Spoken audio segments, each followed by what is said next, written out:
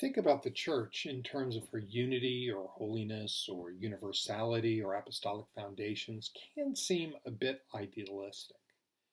You don't have to be an adult member of the church for long before you become keenly aware of her shortcomings, the divisions and failings, the sins and mediocrity, the narrow mindedness and partisanship, the rigidity or trendiness of some of her teachers.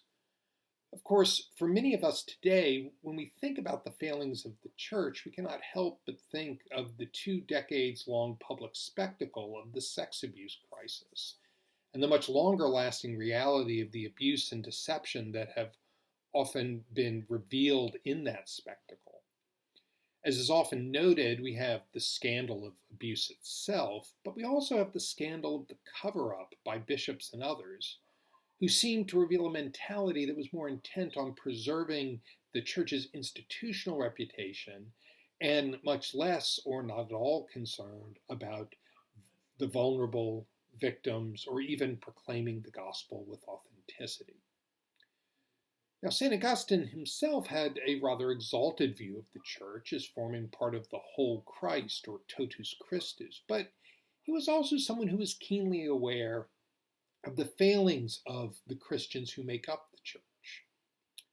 Yet he argued against a group of what we might think of as purist Christians in North Africa, who were known as Donatists, that corruption in the church was not sufficient reason to abandon one's fellow Christians and set up an alternative, supposedly pure church, as the Donatists had. And this was for 2 reasons.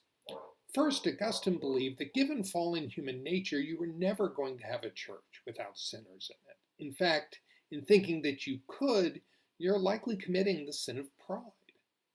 Second, the church is God's instrument.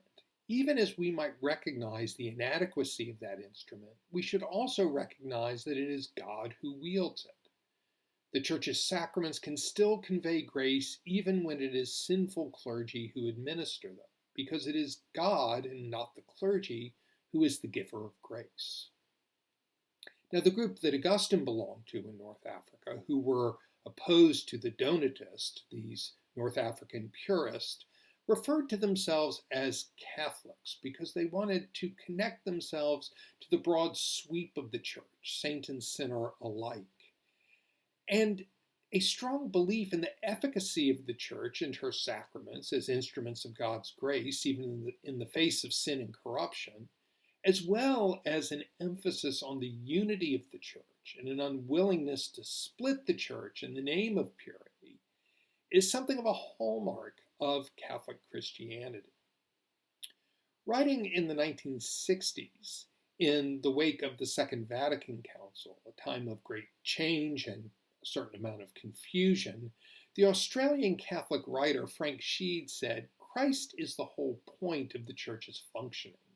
We're not baptized into the hierarchy, do not receive the cardinals sacramentally, will not spend eternity in the beatific vision of the Pope. Christ is the point." The tendency of Catholics that Sheed identified here was to sometimes think more about the church, particularly the hierarchy of the church, than they do about Jesus. Sheed makes the point that even if one thinks, as Catholics do, that the church plays a crucial mediatorial role, Christianity is about Christ. It is still Christ and not the church that is central. Our hope is placed ultimately not in the church and her structures, but in Christ himself. If we recognize this, Sheed thought, it can help us to weather the inevitable storms that come from living in a church made up of imperfect people. Those imperfect people, of course, including ourselves. Sheed continues, "I myself admire the present Pope, Paul VI, but even if I criticized him as harshly as some do, even if his successor proved to be as bad as some of those who have gone before, even if I sometimes find the church as I have to live in it a pain in the neck, I should still say that nothing a pope could do or say would make me leave the church, though I might well wish that he would. In awareness of Christ, I can know the church as his mystical body. We must not make our judgments by the next sensitivity to pain. Sheet makes the point that the way to survive life in the church is to focus on the person of Jesus.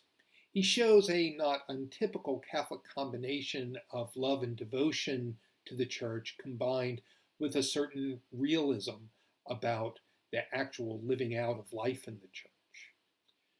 But this kind of realism tied to a focus on the person of Jesus and a love for the person of Jesus and faith that the person of Jesus is present in the church, this is what is needed if one is to live in a church that is made up of human beings and not merely of angels.